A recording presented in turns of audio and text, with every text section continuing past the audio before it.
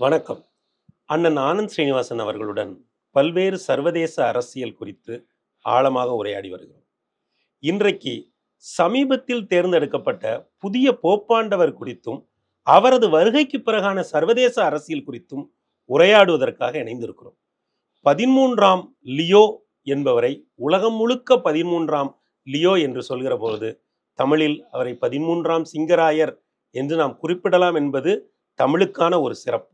அதை போல தமிழ் மொழியில் ஆழமான அரசியல் பொருளாதார கருத்துக்களை முன்வைக்கக்கூடிய அண்ணன் ஆனந்த் சீனிவாசன் அவர்களிடம் 13ஆம் சிங்கராயர் குறித்து உரையாடுவதற்காக இணைந்திருக்கிறோம். அண்ணன் வணக்கம். வணக்கம். அண்ணன், இந்த புதிய போப்பாண்டவர் வருகைக்கு பிறகான உலக அரசியல் குறித்து கேட்கணும்னு தான் விரும்புகிறோம். இந்த புதிய போப் அதன் பிறகான நிகழ்வுகளை நீங்க எப்படி இதுல ரெண்டு விஷயம் இருக்கு. ஒன்று யூரோப்பை விட்டு பவர் சென்டர் நகர்றது அப்படிங்கிறத நீங்கள் புரிஞ்சுக்கணும். இதுக்கு முன்னாடி இந்த பழைய போப்பாண்டவர் இட்டாலியிலேருந்து 2 தலைமுறைக்கு முன்னாடி அர்ஜென்டினாவுக்கு போன ஒரு குடும்பத்தில் அவர் ஒரிஜினலி இட்டாலி. தாத்தா காலத்துலேயே அது நாங்களாம் அவர் அர்ஜென்டினாக்காரர் நினைச்சோம். ஆனால் அப்படி இல்லை. தாத்தா காலத்துலேருந்து வரார். இன்ஃபேக்ட் நீங்கள் யூடியூப்பில் போனீங்கன்னா நார்தர்ன் இட்டாலியில் அவங்களோட 2 தலைமுறைக்கு முன்னாடி இருந்த சொந்தக்காரங்களோட வீட்டில் சாப்பிட்றது கூட இருக்குது. பட் இந்த போப்புக்கும் இட்டாலிக்கும் சம்மந்தமே கிடையாது. இந்த போப் சிகாகோ ஏரியாவில் பிறந்திருந்தாலும் இன்னொரு ரொம்ப இம்பார்ட்டண்ட் விஷயம் என்னென்னா, கெரோல் CEREOLEன்னு சில கலர்டு பீப்புள் இருக்காங்க. கலர்டு ஆஃப்ரிக்கன்ஸ், செரோல் ஃபேமிலிம்பாங்க. அவங்கெல்லாம் ஃப்ளாரிடா ஆர்லாண்டோவில் இருப்பாங்க. அவங்க ஆஃப்ரிக்கன் அமெரிக்கன்ஸோட ஒரு வேரியேஷன். அவங்க அம்மா அந்த ஒயிட் இல்லாமல் அந்த சமுதாயத்தை, வெள்ளை சமுதாயம் இல்லை, அவங்க வெள்ளையர் இல்லை, மற்ற சமுதாயத்தை சேர்ந்தவங்க, ஆஃப்ரிக்கன் அமெரிக்கனில் ஒரு வேரியேஷன். ஸோ ஒரு ஃபுல்லாக வெள்ளையாக இல்லாத ஒரு போப்பாண்டவர் இவர் தான் முதல்ல. இதை முதல்ல எல்லாரும் மறுத்தாங்க. இந்த போப்பாண்டவரோட அண்ணனை கேட்டபோது 2 அண்ணன் அவருக்கு, ஆமாம் எங்கள் அம்மா அது மாதிரி இவங்க தான் அப்படின்னு அவரே ஒத்துக்கிட்டார். ஸோ அவங்க அப்பா சிகாகோ, அம்மா அம்மாவோட பெற்றோர்கள்லாம் ஆர்லாண்டோ ஃப்ளாரிடாலேருந்து அங்கே செட்டில் ஆகி கல்யாணம் ஆகி பிறந்தவர் தான் இவர். இவருக்கு 2 அண்ணன் இருக்கார். இவர் மூணாவதுவர். ஸோ 2 விதத்தில் இது ஒன்று. ஃபஸ்ட்டு கலர்ட் தோ இவர் அதை ஐடென்டிஃபை பண்ணிக்கிறது இல்லை. இருந்தாலும் அவர் முதல் கலர்டு நான் ஒயிட் போப், பியூர் ஒயிட் இல்லாத போப். 2வது முதல் அமெரிக்கன் போப். அமெரிக்காவில் பிறந்து வளர்ந்திருந்தாலும் அவளோட முக்காவாசி சேவைகள் பெருவில் தான் நடந்திருக்கு. பெருவில் தான் ஆர்ச் பிஷப்பாக இருக்கிறாரு. முன்னாடி போப்பாக இருந்த ஃப்ரான்ஸ் ஆண்டவர் இவரை கார்டினலாக நடத்துகிறாரு. இவர் இந்த ஃபேவர்ட் லிஸ்ட்லேயே இல்லை. இந்த போப்புனா ஓட்டு போடுவாங்கல்ல கார்டினல்ஸ், அதில் இவர் இல்லை. ஆனால் இவர் அன்எக்ஸ்பெக்டடாக ஜெயிக்கிறார். அதற்கு பின்னாடி எதுவும் அரசியல்? இது எல்லாமே அரசியல். போப்பு சர்ச்சுங்கிறதே அரசியல் தான். எந்த மடமாக இருக்கட்டும், எந்த இதாக இருந்தாலும் அரசியல் தான். உங்களுக்கு இட்டாலியோட ஹிஸ்ட்ரி நீங்கள் படிச்சிருந்தீங்கன்னா, பேப்பல் ஸ்டேட்ஸ் அப்படின்னு ஒன்று இருக்கும். அவங்களுக்குன்னு ஒரு தனி ராஜ்யம் இருந்தது. ரோம்லேருந்து ஒரு 3-4 பிரின்சிபாலிட்டியாகவும் கண்ட்ரோல் பண்ணிட்டு இருந்தாங்க. போப்புங்கிறவர் ஒரு இட்டாலியில் ஒரு 15th செஞ்சுரியில் ஒரு பெரிய அரசியல்வாதி தான். யாரை போப்பாக போடணுங்கிறதுல பல லாபிங் நடக்கும். ஒரே சமயத்தில் 2 போப்பு 3 போப்புலாம் இருப்பாங்க. அடிதடி சண்டை நடக்கும். எந்த போப்பை சூஸ் பண்ணுறதுன்னு தகராறே நடக்கும். ஸோ போப்புங்கிறது முழுக்க ஒரு அரசியலாக தான் இருந்தது. அதுக்கப்புறம் கரிபால்டின்னு ஒருத்தர் இட்டாலியை ஒன்றா சேர்க்குறாரு, ரீயூனிஃபிகேஷன் ஆஃப் இட்டாலின்னு. அந்த இடத்துல தான் போப்புக்கு பவர் போய் இன்றைக்கும் வேக்டிகன் சிட்டின்னு ஒரு சின்ன ஊர் இருக்குது. அந்த ஊர் தனி ராஜ்யம், அதுக்கு தனி பாஸ்போர்ட், தனி கேபினெட். ரோம்குள்ளேயே அந்த ஊர் வேக்டிகன் சிட்டின்னு ஒரு இருக்குது. வேக்டிகன் சிட்டியோட ஹெட் ஆஃப் ஸ்டேட் போப்பாண்டவர். அது ஒரு தனி நாடு இல்லையா? அது தனி நாடு. அதனால் முழுக்க அரசியல் தான். இவர் வந்த பிறகு இவர் செய்ததில் குறிப்பிடத்தக்க காரியங்களா நீங்கள் எதெல்லாம் நினைக்கிறீங்க? சர்ச்சுக்குள்ளேயே 2 குரூப் இருந்தது. ஒன்று கன்சர்வேட்டிவ்ஸ், இன்னொன்று ரிஃபார்மிஸ்ட். கன்சர்வேட்டிவ்ஸுங்களுங்கிறது எப்படி இருந்ததோ அது அப்படியே இருக்கிறது, கடுமையாக வச்சுருக்கிறது. இது சர்ச்சை ரிஃபார்முக்கு கொண்டு போகிறது, மாடர்ன் இதாக்கு சர்ச்சை இழுத்துன்னு வர்றது தான் ஃப்ரான்சிஸோட பாலிசியாக இருந்தது. அந்த வழியிலே இவர் இன்னும் போவார். பட் எவ்வளோ தான் முன்னாடி வந்தாலும் இன்னும் டைவர்ஸுக்கே அவங்க இன்னும் ஒத்துக்கலை. இந்த டைவர்ஸ் 2வது கல்யாணம் பண்ண முடியும், டைவர்ஸ் லீகல்ங்கிறத இவங்களால ஒத்துக்க முடியாது. அது மாதிரி பல சோஷியல் சேஞ்சஸ் நடந்துருச்சு. அந்த சோஷியல் சேஞ்சஸை இன்னும் சர்ச்சை ஏற்றுக்கல. இவர் எவ்வளோ தூரம் அந்த சர்ச்சை அதை கூட்ட தள்ளிட்டு போவார் அப்படிங்கிறத பார்க்கணும். இவர் ஒரு நவீன பார்வை கொண்டு வருவாருன்னு எதிர்பார்ப்பு இருக்குது. அதுக்கு நிறைய ரெசிஸ்டன்ஸ் இருக்கும். 2வது, இந்த போப்புக்கு முன்னாடி இருந்த போப் பெனிடிக்ட்னு ஒருத்தர் இருந்தார். உயிரோடு இருக்கும்போதே அவர் விட்டார். அதில் கொஞ்சம் பணத்தை கையாண்டதில் கொஞ்சம் ப்ராப்ளம் இருந்தது. அதனால தான் ஃப்ரான்சிஸே வந்தார். ஸோ ஃப்ரான்சிஸ் பணத்து மேலே நாட்டமே இல்லாதவர். இவரும் அது மாதிரின்னு சொல்கிறாரு, தெரியாது, போக தான் தெரியும். பட் அந்த இருக்கிறதுலே உலகத்தில் மேக்ஸிமம் பணம் இருக்கிறது வந்து 2-3 ரிலிஜியஸ் ஹெட் குவார்ட்டர்ஸ் இருக்குது. அதில் நம்பர் 1ஓ நம்பர் 2ஓ இந்த வேட்டிக்கன். நம்பர் 1ஓ 2ஓ இவங்களுக்கு திருப்பதிக்கு ராமகிருஷ்ணா மடத்துக்கும் போட்டி நடக்கும். இதுதான் உண்மை. ஆனால் நீங்கள் பார்த்தீங்கன்னா மெட்ராஸ்லேயே அவங்கள்ட்ட நீங்கள் ஒரு 2000 ஏக்கர், இப்போ நீங்களும் பேசிகிட்டு இருக்கிற சென்னையில் அவங்கள்ட்ட 2000 ஏக்கர் ராமகிருஷ்ணா இல்லை, நான் சொல்கிறது போப்பாண்டவரை சொல்கிறேன். அவங்களுக்கு இப்போ லைலா காலேஜ்னு ஒன்று இருக்குது சென்ட்ரல் ஆஃப் த சிட்டியில், அது 100 ஏக்கர் இருக்கும். அது இவங்களது தான். நீங்கள் சாந்தோம் ஏரியா ஃபுல்லாக போனீங்கன்னா எல்லா சர்ச்சு, ஸ்கூலு எல்லாம் இவங்களது. சொசைட்டி ஆஃப் ஜீசஸ்லாம் இவங்களது. Saint Bede's, Rosary matric, Santhome, Don Bosco, பெரிய பெரிய நிறுவனம் எல்லாமே இவங்களோடது தான். அதனால தான் இவங்களுக்கு வந்து தமிழ்நாட்டிலேயே பெரிய ஒரு சிஸ்டம் இருக்குது. நீங்கள் பல பொலிட்டிக்கல் பார்ட்டிஸ் பார்த்தீங்கன்னா, நான் பேர் சொல்லுமில்ல, இந்த போப்போட மாடலில் தான் இதை ஆர்கனைஸ் பண்ணியிருப்பாங்க. இந்த போப்போட மாடலில் வந்து ரொம்ப loose democratic but at stiff model. Loose democratic மாடல்னால் போப்போட பர்சனாலிட்டி வச்சு அந்த சர்ச்சு ஸ்ட்ரென்தன் ஆகும், வீக்கன் ஆகும். ஆனால் அந்த சர்ச்சை நீங்கள் கம்ப்ளீட்டாக காலி பண்ணிடாது. அது ஒன்று முழுமையாக என்ன சொன்னீங்கன்னா லூஸ் டெமோக்ராட்டிக் மாடல். அதனால் அது எவ்வளோ வேணால் வெயிட்டு போட்டால் தாங்கும். ஸ்டிஃபாக டிஜிட் கண்ட்ரோலில் இருந்தீங்கன்னு வச்சுக்கோங்க, தட்டினா உடஞ்சிரும். அது போன்று தான் பல அரசியல் கட்சிகள். ஆமாம், இப்போ மூங்கில் 2 விதமான அரசியல் கட்சிகள் இருக்குது. மரம் இருக்குது, மூங்கில் இருக்குது. ஒரு ஆலமரமே எடுத்துக்கோங்க, மூங்கில் எடுத்துக்கோங்க. ஒரு பெரும் புயல் வந்தால் ஆலமரம் அடிச்சுட்டு போயிடும். மூங்கில் வளைஞ்சு கொடுக்கும். அது ஃப்ளெக்சிபிள். இந்த சர்ச்சுங்கிறது அது மாதிரி ஃப்ளெக்சிபிள் சர்ச். எவ்வளவோ பேர் வந்து சேலஞ்ச் பண்ணிட்டாங்க இந்த சர்ச்சை ஒன்றும் பண்ண முடியல. தட் இஸ் மார்ட்டின் லூதர் கிங்கில் ஆரம்பித்து என்னால் 1000க்கு மேலே பேர் சொல்ல முடியும்.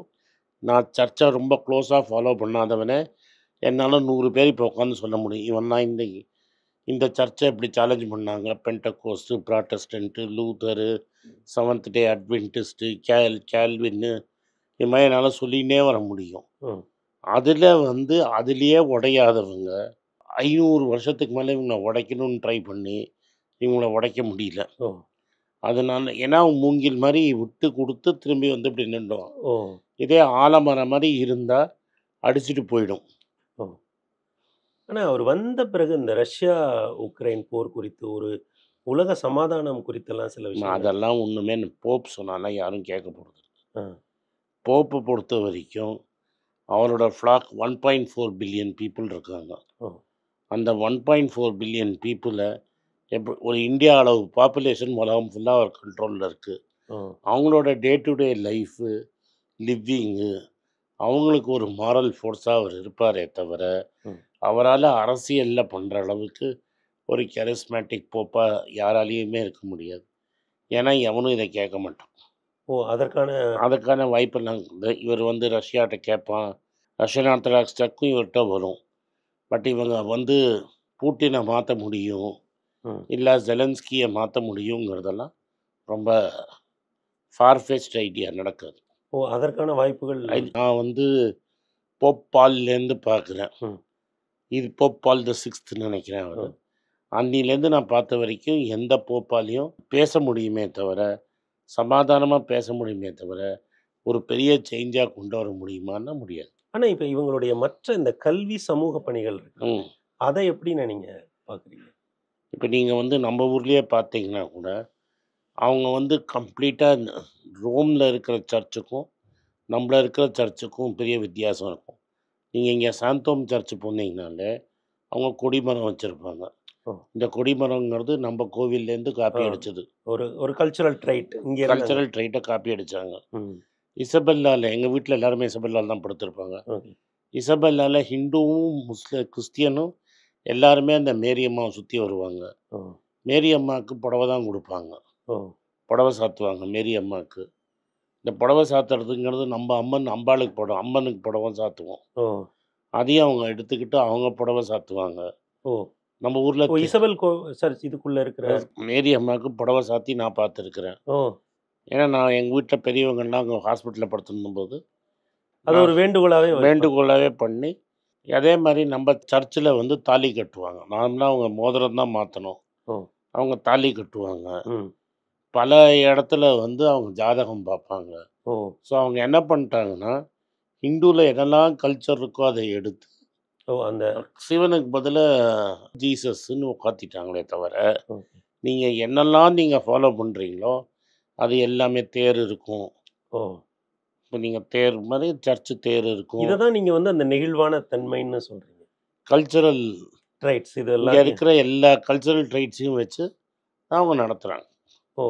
ஸோ அது மாரி நீங்க எந்த ஊருக்கு போனாலும், அவங்க அந்தந்த ஊரோட கல்ச்சரல் ட்ரைட்ஸ அப்சர்வ் பண்ணியிருப்பாங்க. அதனால தான் சொல்றேன் பேம்பூன்னு. ஓ! நீங்க ரொம்ப குறிப்பிட்டு சொல்றீங்க இல்லைங்களா? அந்த தேர் இருக்கிறது, ஆமா. புடவ சாத்துறது. தேரு, புடவ, ஓ! கொடிமரம் ஓ! இது எல்லாமே ஹிந்து ட்ரைட்ஸ் தானே. ஓ! இந்த தன்மைய நீங்க ரொம்ப உயர்வா மதிப்பிடுறீங்க. நான் உயர்வு இதுதான் அவங்க வழி. ஓ! இல்லாட்டா உங்களால எடுக்க முடியாது. ஓ! ம்.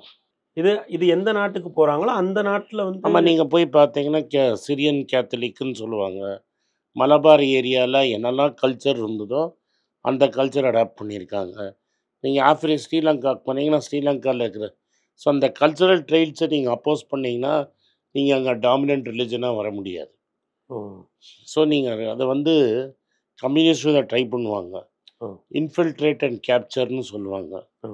ஸோ ஒரு சொசைட்டிக்குள்ள எப்படியாவது நம்ம உள்ள புகுந்து, ம். நம்ம வழிக்கு அத மாத்துறது. ஓ!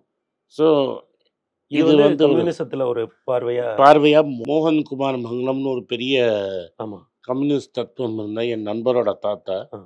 அவரே சொல்லி யூஸ் இந்திரா காந்தி அவங்கள தன்னுடைய அட்வைஸ் ஒரு மகன்கள்ல ஒருத்தர்ன்னு. அது வந்து ரங்கராஜன் குமாரம். அவரோட ஓ! ஃப்ரெண்டு மாதிரி 2 பேரும் கேம்பிரிட்ஜ்ல கிளாஸ்மேட். ஓ! ஸோ அவர் வந்து கம்யூனிஸ்ட் பார்ட்டிலேருந்து காங்கிரஸ்க்கு வந்தபோது, இன்ஃபில்ட்ரேட் காங்கிரஸ் அண்ட் கேப்சர்ம்பாரு. ஆ. ஸோ அதே மாரி தான் இவங்கள்து. ஒரு சொசைட்டிக்குள்ள வந்தீங்கன்னா, மனு பிள்ளை புஸ்தகம் எழுதியிருக்காரு ஒரு ஹிஸ்டாரியன். ஓ! அதில வந்து இது இட்டாலியன் பிராமின் அப்படின்னு ஒரு இட்டாலியன்லேருந்து வந்த கிறிஸ்டியன் மனஸ்ட்ரி மதுரையில எப்படி கிறிஸ்டியானிட்டியை ஸ்ப்ரெட் பண்ணுவாரு ஓ! அப்படின்னு ஒரு சாப்டர் எழுதியிருக்காரு. அந்த சாப்டர் படிச்சீங்கன்னா உங்களுக்கு இன்னும் கிளியரா புரியும். எப்படி அவங்க அத பண்ணாங்கன்னு. ஓ! ஆனா இப்போ இப்போ உலகம் முழுக்க இருக்க கிறிஸ்தவத்தினுடைய சமூக பணிகள். இப்போ ம். இது போப் அப்படின்னு அவன் பேசுற அந்த காரணத்தினால, அது பல்வேறு வளரும் நாடுகள எந்த அளவுக்குன்னு அது வந்து உயர்த்துவதற்கு இது பண்ணுது? நீங்க கிறிஸ்டியானிட்டிய பார்த்தீங்கனாலே, அது எஸ்பெஷலி கேத்தலிக் சர்ச்ச பார்த்தீங்கனாலே, ம். அவங்களுக்கு வேரியஸ் ஃபேஸஸ் இருக்கு. ம். அதில வந்து 10ஆம் நூற்றாண்டு 10ஆம் நூற்றாண்டுலேருந்து 15வது நூற்றாண்டு 500 வருஷம் அவங்களுக்கே டார்க் ஏஜஸ் அப்படின்னு சொல்லுவாங்க. ம். அந்த ஊர்ல வந்து பெருசா வந்து டெவலப்மெண்ட் இல்ல. ம். ஏன்னா இன்னைக்கு இஸ்லாமியர் சொன்ன மாதிரி, அன்னைக்கு கேத்தலிக் சர்ச்ல என்ன சொல்லிட்டாங்கன்னா, கடன் வாங்கினா வட்டி குடுக்கறது ஒரு பெரிய பாவம் அப்படிங்கிறது அவங்களோட ஒரு பெரிய தன்மை. ஓ! அந்த காலகட்டத்தில அப்படி ஒரு இது. ஒரு காலகட்டத்தில அப்படி இருந்தது.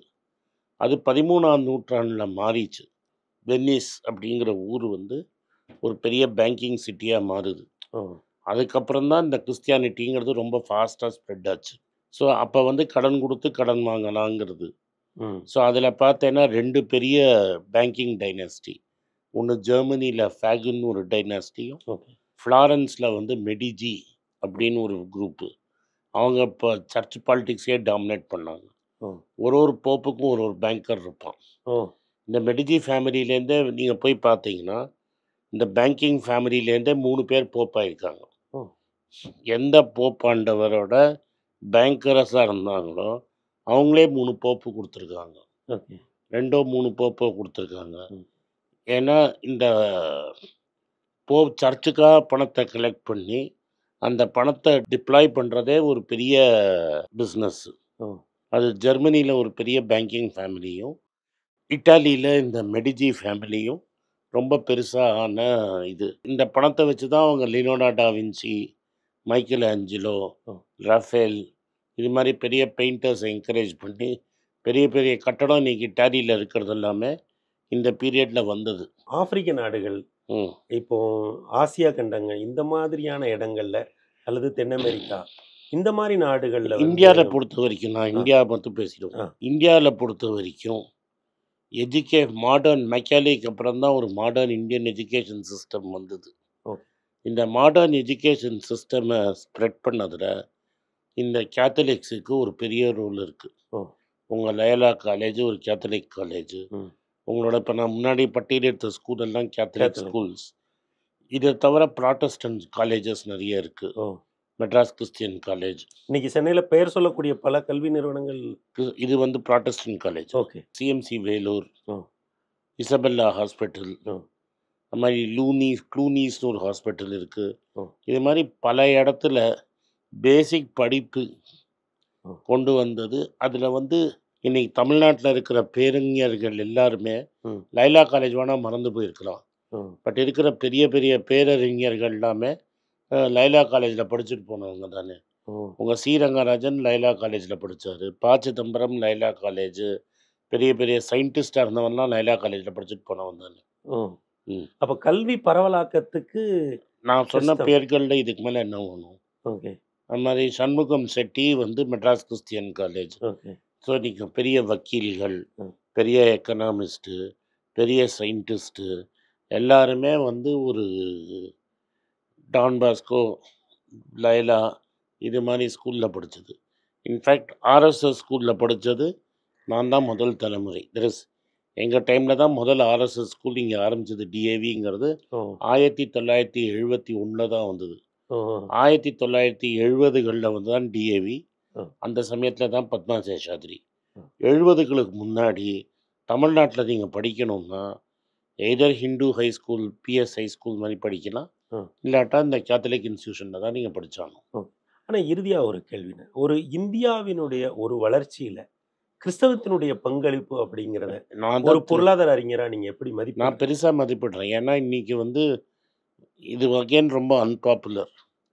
பட் உங்களோட பெரிய ஃபவுண்டிங் ஃபாதர்ஸ் எல்லாருமே கிறிஸ்துவ காலேஜில் தான் படித்தவங்க. எனக்கு காந்தியை விட்டுருங்க, மற்ற எல்லாருமே நான் சொல்கிறது நேருவை இங்கிலாண்ட்லேயே அமுச்சு படிக்க வச்சாங்க, பட்டேல் இல்லை. பட் தமிழ்நாட்டில் எனக்கு தெரிஞ்ச பேரும் அறிஞர்கள், வக்கீல்கள், டாக்டர்கள், காங்கிரஸ் அரசு அன்னைக்கு இருந்த காங்கிரஸ் அரசியல் தேசிய தலைவர்கள் சொல்கிறீங்க, தேசிய தலைவர்கள், சயின்டிஸ்ட்டு எல்லாருமே இங்கே படித்து தான் வந்தவங்க. ஆனால் ஒரு ஒரு நவீன இந்தியாவினுடைய உருவாக்கத்தை நீங்கள் வெவ்வேறு தரவுகள் அடிப்படையில் பார்ப்பீங்க இல்லைங்களாண்ணே. அதில் கிறிஸ்தவம் இந்தெந்த விஷயங்களில் அவங்க போட்ட அடித்தளம் தான் இன்னைக்கு வளர்ந்து நிற்குன்னா எஜுகேஷன் அண்ட் ஹெல்த். இந்த மயிலாப்பூருங்கிறது ஒரு பிராமண ஏரியா மெட்ராஸில். ஆனால் அதோட first and biggest hospital Isabella hospital. நிறைய ஐயர் வீட்டு பசங்க இசபெல்லா ஹாஸ்பிட்டலில் தான் பிறந்திருப்பாங்க. அதாவது ஒரு ஒரு புதிய போப்பாண்டவர் ஒருவருடைய தேர்வை மையமாக வைத்து சர்வதேச அளவில் அதற்கு இருக்கக்கூடிய முக்கியத்துவம், உள்ளூர் அளவில் அந்த மதம் செய்து கொண்டு இருக்கக்கூடிய பணிகள் அப்படின்னு வெவ்வேறு விஷயங்களை இணைத்து இவ்வளவு விரிவாக பேசியதற்காக எங்களது உளமார்ந்த நன்றி. நன்றி, வணக்கம். எனக்கு ஒரு விஷயத்தை அட்டென்ஷனுக்கு கொண்டு வந்திருக்காங்க. என்னோட ஏஐ ஜென்ரேட்டட் இமேஜை பார்த்து யாரோ ட்ரேடிங்க்கு பணம் கொடுத்து ஏமாந்துருக்காங்க. ப்ளீஸ், உங்களுக்கு நான் பல தடவை சொல்லிட்டேன், இப்பவும் சொல்கிறேன், நான் யார்கிட்டையும் பணம் டைரெக்டாக வாங்குறது இல்லை. அப்பாயின்மெண்ட் பார்க்குறதே கிடையாது. அதனால் என்னை பார்க்கலான்னு யாராவது காசு கேட்டாங்கன்னா இல்லைன்னு சொல்லிவிடுங்க. அடுத்தது ஒரு இமெயில் ஐடி இருக்குது, அதில் போட்டால் எங்கள் டீம் கான்டாக்ட் பண்ணுவாங்க. அது டைம் ஆகுதுன்னா வினோதோட இன்ஸ்டாகிராம் அக்கௌண்ட்டில் வினோத்திட்ட மெசேஜ் பண்ணுங்க. அவன் என் தம்பி, அதுலேயும் அவன் காசு கேட்க மாட்டான். காசு கேட்குறாங்கன்னா ஏமாறுறீங்க. யார் என்ன சொன்னாலும் கம்பெனிக்கு செபி அல்லது ஐஆர்டிஏ அல்லது ஆர்பிஐ ரெஜிஸ்ட்ரேஷன் இருக்கணும். இந்த 3 ரெஜிஸ்ட்ரேஷன் ஏதாவது இருந்தால் தான் உங்களோட பணத்தை நீங்கள் கொடுக்கணும். நீங்கள் இன்கேஸ் ஆஃப் இன்சூரன்ஸ் டைரெக்டாக இன்சூரன்ஸ் கம்பெனிக்கு தான் கொடுக்கணும். இன்கேஸ் ஆஃப் ட்ரேடிங் நீங்களே புரோக்கர்கிட்ட போட்டு ட்ரேட் பண்ணணும். மியூச்சுவல் ஃபண்டும் கம்பெனிக்கு தான் கொடுக்கணும். த்ரூ எக்ஸ்சேஞ்சு நீங்கள் வாங்கிக்கலாம். இதெல்லாம் எதுக்கு நான் உங்களுக்கு சொல்கிறேன்னா, யாரையாவது சொல்கிறாங்கன்னு நம்பி ஏமாறாதீங்க. உங்களுக்காக நான் ட்ரேட் பண்ண முடியாது, அது இல்லீகல். நான் ட்ரேடும் பண்ணுறது கிடையாது. அதனால் ட்ரேடிங் ப்ராஃபிட் பண்ணி தரேன்னு சொல்கிறது ஏமாத்தல். எனக்கு ட்ரேடிங் பண்ண தெரியாது. என் பேரை சொல்லி ட்ரேட் பண்ணி உங்களுக்கு ப்ராஃபிட் ஷேரிங்னா ஃப்ராடு, ஏமாற்றம். நான் யார்கிட்டையும் காசு கேட்கல, கேட்கவும் மாட்டேன்.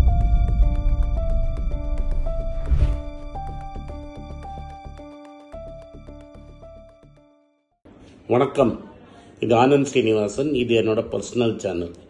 மணி பேச்சுக்கு தனியாக ஒரு சேனல் இருக்குது, அது டெலிகிராஃப் சேனல். இது என்னோட பர்சனல் சேனல். நான் என்ன நினைக்கிறேன், நான் தத்துவ பேச்சை பற்றி என்ன பேசுகிறேன், நான் பொருளாதாரத்தை பற்றி என்ன நினைக்கிறேன், ஜென்ரல் பொருளாதாரத்தை பற்றி நினைக்கிறேன், என் ஐடியாலஜியை பற்றி நான் என்ன நினைக்கிறேன், என்னோட ஃபிலாசபி, என்னோட நம்பிக்கை, ரமண மகரிஷி, சார்லி மங்கர் பற்றிலாம் என்ன நினைக்கிறேன்னு இதில் பேசுவேன். இதில் வீடியோ அப்டேட் அப்பப்போ வரும்.